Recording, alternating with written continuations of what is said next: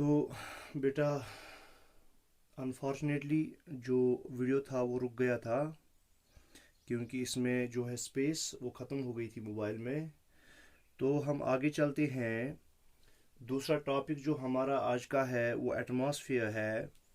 Atmosphere हम किसको कहेंगे? एटमॉस्फेयर है thick blanket of air. Thick blanket of air और गैस that surrounds earth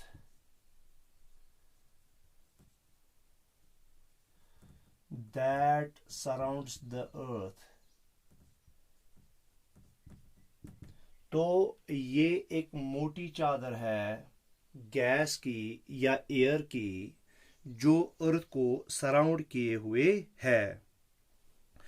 तो ये जो एटमॉस्फेयर है ये है इंटीग्रल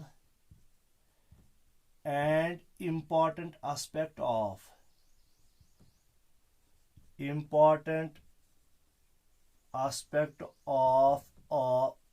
आवर प्लैनेट।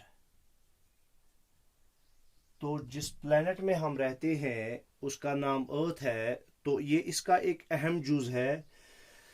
और क्यों ये इसका अहम जुज है? क्योंकि इसके बगैर जो है कोई भी लिविंग थिंग जो है दुनिया पर इस ज़मीन पर वो ज़िंदा नहीं रह सकती। तो इस वजह से हम कहते हैं कि ये जो एयर है ये इंटीग्रल पार्ट है, ये इम्पॉर्टेंट एस्पेक्ट है किसका? हमारे प्लेनेट का। क्यों? क्योंकि एक तो ये हमें एयर प्रोवाइड करता है, जो एयर हम ब्रीथ करते हैं। क्या करते हैं? ब्रीथ करते हैं।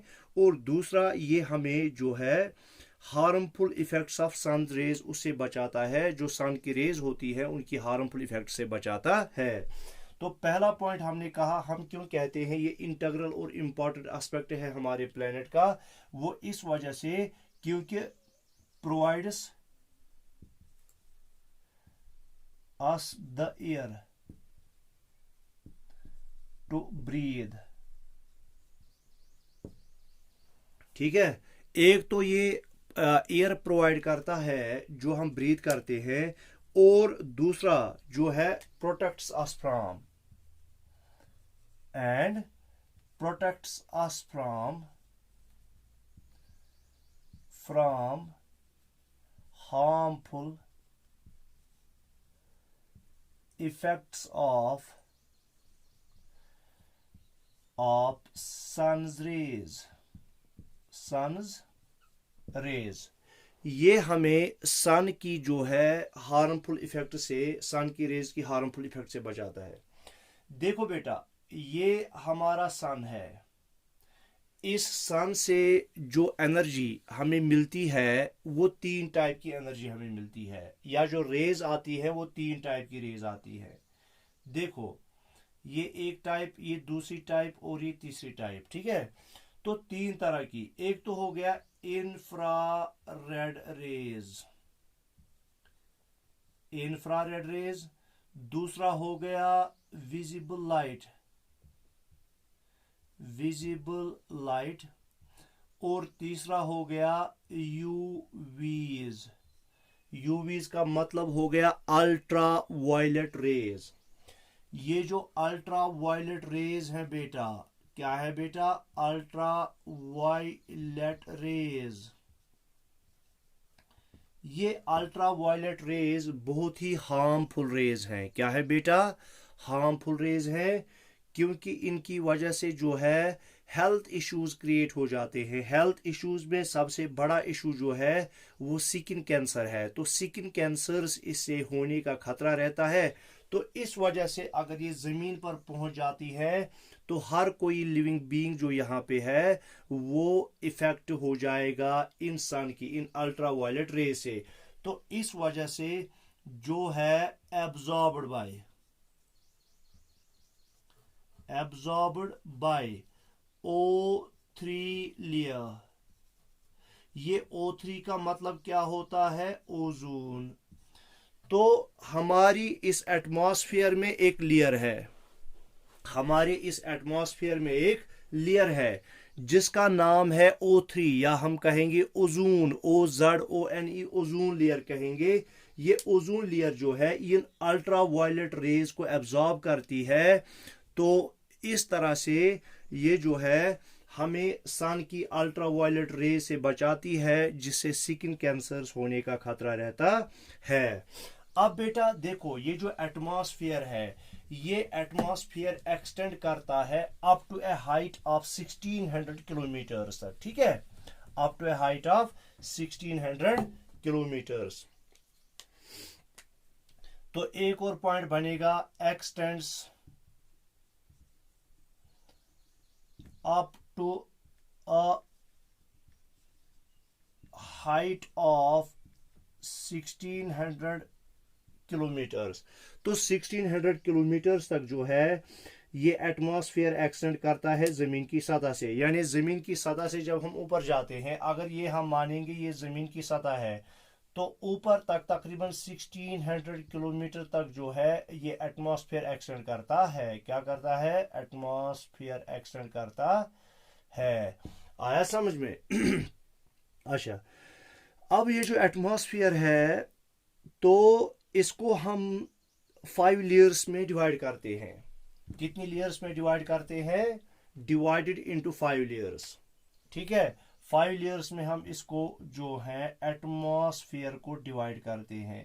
वो 5 लेयर्स कौन कौन सी है? देखो, पहली लेयर जो बनती है वो बनती है ट्रोपोस्फियर। तो इन लेयर्स के बारे में जो है इंशाल्लाह आप अगले साल पढ़ोगे। देखो, ट्रोपोस्फियर है, दूसरा है स्ट्रेटोस्फियर,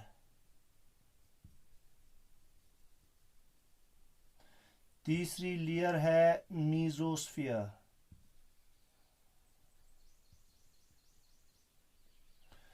फिर चौथी लेयर है, उसको हम कहते हैं थर्मोस्फियर,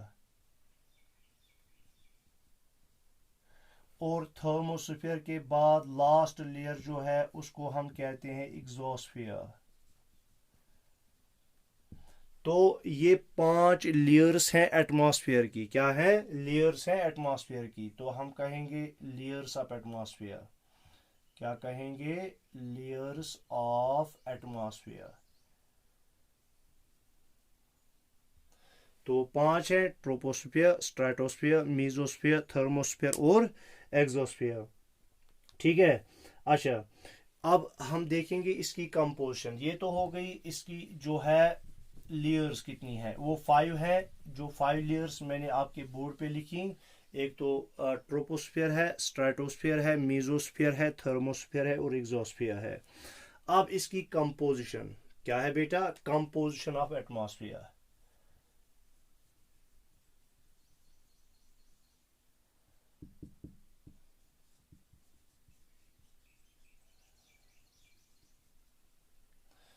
कंपोजिशन ऑफ एटमॉस्फेयर में पहले हम पढ़ेंगे, ये जो एटमॉस्फेयर है ये एक ही गैस की नहीं बनी है, बल्कि ये एटमॉस्फेयर जो है ये बहुत सारे गैसेस का मजमुआ है। ये बहुत सारे गैसेस का बना है। जैसे हम कहते हैं टी, चाय तो है, मिसाल के तौर पर लिप्टन टी है, लिप्टन चाय है। लिप्टन चाय तो हम कहते हैं उसको, लिप्टन टी तो हम कहते हैं उसको, मगर वो बहुत सारी चीज़ों का मजमुआ होता है। उसमें आपने लिप्टन की चाय पत्ती भी मिलाई होती है, पानी भी मिलाया होता है, दूध भी मिलाया होता है। इसी तरह से कुछ मसाले जैसे कार्डमम वगैरह है, यानी इलायची वगैरह है, वो उसमें डाली होती है, या दालचीनी वगैरह उसमें डाली होती है। तो इस तरह से जो है हम एटमॉस्फेयर तो कहते हैं, मगर ये एटमॉस्फेयर में बहुत सारी गैसेस हैं। क्या है? बहुत सारी गैसेस हैं। सबसे ज़्यादा मिकदार में जो गैस है वो है नाइट्रोजन। क्या है बेटा? नाइट्रोजन। नाइट्रोजन जो है ये 78% है बेटा।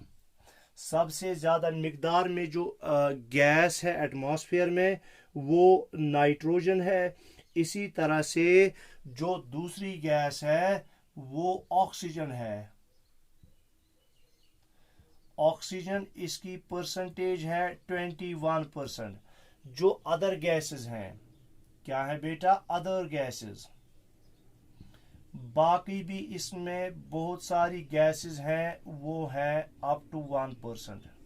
कितनी है ये अदर गैसेस, कौन कौन सी है, बहुत सारी हैं। एक तो है आर्गन, आर्गन की जो है 0.09% इसकी परसेंटेज है आर्गन की।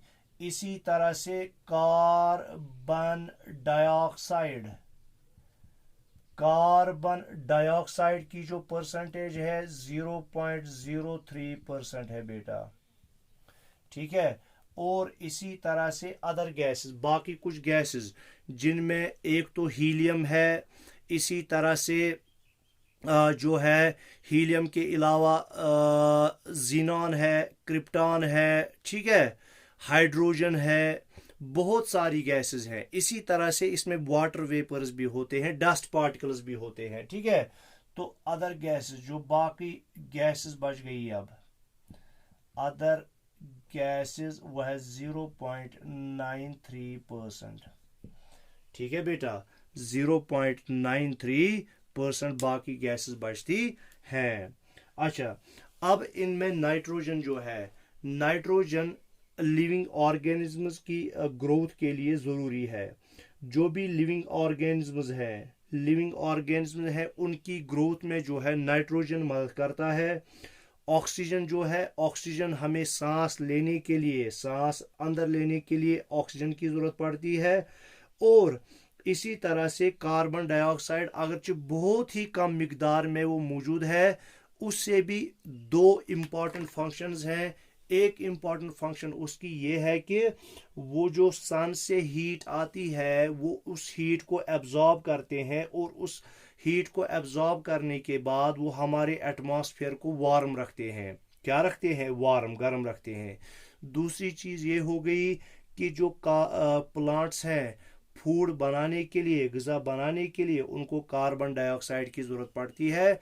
जैसे हम सांस के ज़रिए ऑक्सीजन अंदर लेते हैं, उसी तरह से प्लांट्स भी सांस के ज़रिए से, वो इस तरह हम जैसे ब्रीद करते हैं वैसे तो वो ब्रीद नहीं करते, ठीक है।